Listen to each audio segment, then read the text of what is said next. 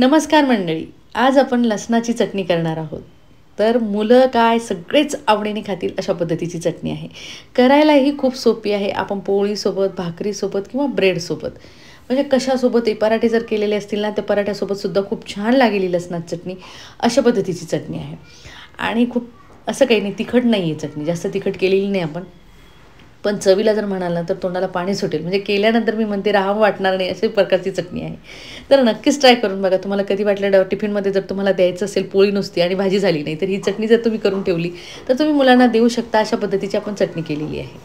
तर आपण सर्वात अगोदर एक खलबत्ता घेतला आहे. त्यामध्ये आपल्याला 1 चमचा धणे घ्यायचे आहेत. धणे जे असतात ना भाजीमध्ये घालण्याचे, ते घ्यायचे आहेत. ते जाडसर आपल्याला यामध्ये कुटून घ्यायचे आहे. तर मिक्सरमधून काढले तरी चालतील. तुम्हाला जर वाटलं थोडेसे पण जाडसर काटायचे आहे, म्हणजे कुटायचे आहेत. तर येथे मी जाडसर असे कुटून घेतलेले आहे. तुम्ही बघू शकता आपले कुटून झाले तर तुम्हाला मी दाखवते. जास्त बारीकही नाही आणि जास्त जाडही नाही. अगदी जाडसर असे रवेदार आपण इथे धणे कुटून घेतलेले आहे. तर हे काढून घेतल्यानंतर आपल्याला त्याच खलबत्त्यामध्ये लसण पाकळ्या घेतल्यात मी चांगल्या 20 ते 30 बारीक लसण पाकळ्या आहेत. मोठ्याल्या जर असतील तर तुम्ही 20 ते 25 घेऊ शकता. तर इथे बारीक असल्यामुळे मी 20 ते 30 घेतलेले आहेत. तर अगदी आपल्याला जाडसरच कुटून घ्यायचं, म्हणजे आवडतोबड लसण जसा कुटला जातो ना, त्या प्रकारात कुटायचा आहे. तर हा लसणसुद्धा आपल्याला जाडसरच कुटून घ्यायचा आहे. तर तुम्ही इथे बघू शकता, जास्त बारीक नाही केला आहे मी. जाडसर असा लसण पाकळ्या दिसतील अशा प्रकारचा लसण कुटून घेतलेला आहे. तो घ्यायचा आपल्याला काढून एका प्लेटीमध्ये. म्हणजे आपल्याला पुढची जी लसणाच्या चटणीची जी तयारी आहे ती करता येईल. तर जाडसर असं आपण लसण कुटून घेतलेलं आहे, म्हणजे आपल्याला पुढची तयारी करता येईल. तर त्यासाठी मी आता काय केलं आहे, एक पॅन घेतला आहे. पॅनमध्ये आपल्याला चांगलं 1.5 चमचा तेल घालायचं आहे. त्यात घालायचं आहे अर्धा चमचा जिरं घालायचं आहे. जिऱ्याने जी चटणीला चव येते ना, ती खूप छान येते, म्हणून आपण जिरं घातले त्यामध्ये.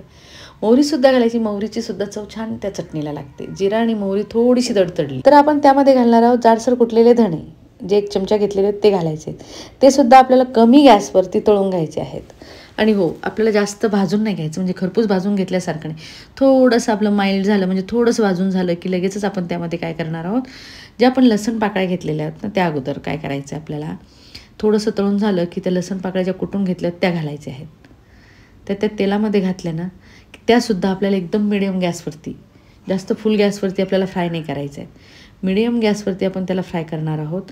तर आपल्याला चांगला ब्राऊन आणि खरपूस नाही करायचा आहे. तर लसण तळताना फक्त आपल्याला गॅस मिडियम ठेवायचा आहे. म्हणजे काय होईल, आपला लसण जो आहे तो ब्राऊन नाही होणार आणि थोडासा हलका हलका जसा होतो ना, आपण म्हणतो तळल्यानंतर अगदी हलका झाल्यासारखा तेलामध्ये, तशा प्रकारचा आपल्याला तळून घ्यायचा. म्हणजे तेव्हा चटणीला चव छान येते. अगदी आपण ब्राऊन जर केला तर नुसती आपली चटणी लसण तळण्याचा फ्लेवर येईल त्याला, पण याने काय होतं, लसण न तळण्याचा फ्लेवर येतो आणि चटणी पण खूप छान लागते. तर इथे चांगली मी अर्धी वाटी लाल मिर्च पावडर घेतलेली आहे. तर कश्मीरी लाल मिर्च पावडर घेतलेली आहे, कमी तिखट आहे ती. त्यामध्ये घालायचं आहे आपल्याला एका वाटीला अर्धी वाटी पाणी घालायचं आहे. तर अर्धी वाटी म्हणजे छोटी वाटी आहे, खूप मोठी वाटी नाही आहे.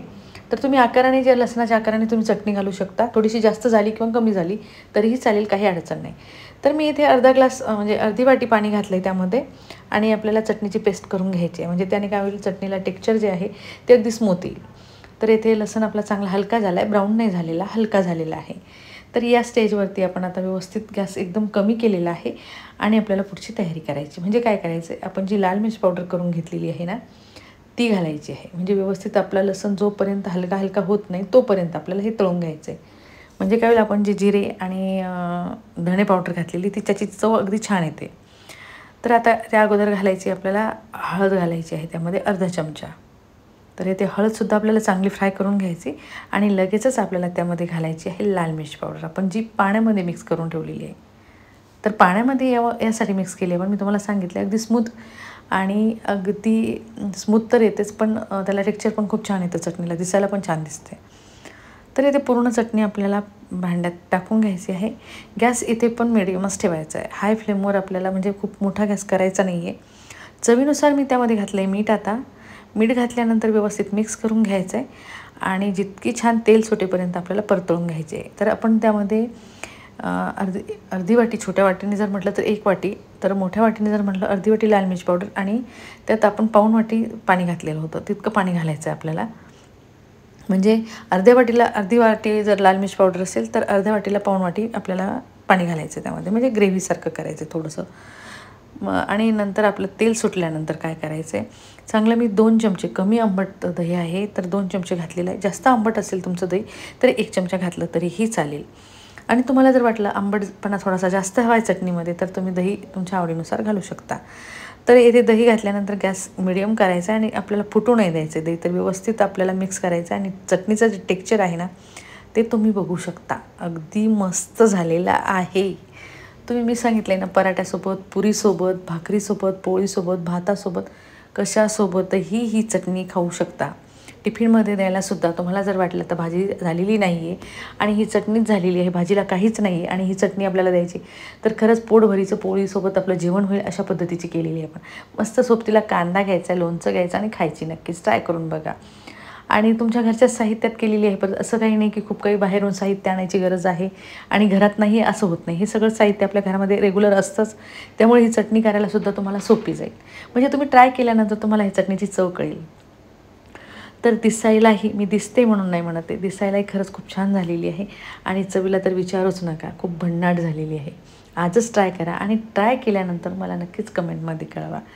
तर चटणीचा रंग, चटणीची चव आणि हो, तुम्हाला एक सांगायचं आहे, चटणी फ्रीजमध्ये जर ठेवली तर 7 ते 8 दिवस तुमची चटणी आरामशीर टिकू शकते. म्हणजे आपल्याला खायच्या वेळेस अगोदर थोडीशी काढून घ्यायची आणि थंड कमी करून खायला घ्यायची आहे. तर इथे आता मी काय केलं आहे, मस्त गरमागरम पोळ्या करून घेतल्या. मी तुम्हाला दाखवते, कारण आपण जेव्हा गरमागरम पोळीसोबत काही खातो आहे ना, ते त्याची चव तर विचारूच नका, खरंच खूप छान लागते. कशीही भाजी असो आपली, पण पोळी जर गरम असेल ना, त्यासोबत अगदी चवीला छान लागते. गरमागरम पोळीसोबत मस्त मी चटणी घेतली 1 चमचा आणि मस्त पसरवून घ्यायची आहे पूर्ण. तुम्हाला जितकी हवी असेल, तुम्हाला जर वाटलं कमी लावायची तर कमी लावू शकता. तर ते व्यवस्थित आपली पूर्ण चटणी पसरवून घेतल्यानंतर मी काय केलं आहे, मस्त त्यावरती बारीक चिरलेला कांदा घालायचा आहे आपल्याला. तर बारीक चिरला मी ती कांदा घातला आहे आणि थोडासा कोथिंबीर घालायचा आहे. तर बारीक चिरलेला कोथिंबीर पण घातला आहे आणि मस्त रोल करून तुम्ही मुलांना खायला देऊ शकता किंवा तुम्हीसुद्धा खाऊ शकता. मी सांगितलं तुम्हाला प्रवासात जर न्यायची म्हटलं तर ही चटणी नक्कीच ट्राय करून बघा. कुठल्याही प्रवासात असो किंवा वरण भात केलं असेल त्याला तोंडी लावायलासुद्धा छान लागेल किंवा कंटाळाच आला असेल तुम्हाला भाजीचा, तर ही म्हणजे चटणीसुद्धा आपण पोळीसोबत खाऊ शकतो, पोटभरीची आहे. तर ही चटणी अगदी सोप्या पद्धतीने केलेली तुम्हाला कशी वाटली हे कमेंटमध्ये मला नक्की कळवा. तुम्हाला जर हा माझा व्हिडिओ आवडला असेल आणि तुम्ही माझ्या चॅनलवर नवीन असाल तर माझ्या चॅनलला सबस्क्राईब, लाईक, शेअर, कमेंट करायला विसरू नका. तर चला भेटूया अशा सोप्या आणि झटपट होणाऱ्या रेसिपीसोबत. तोपर्यंत बाय.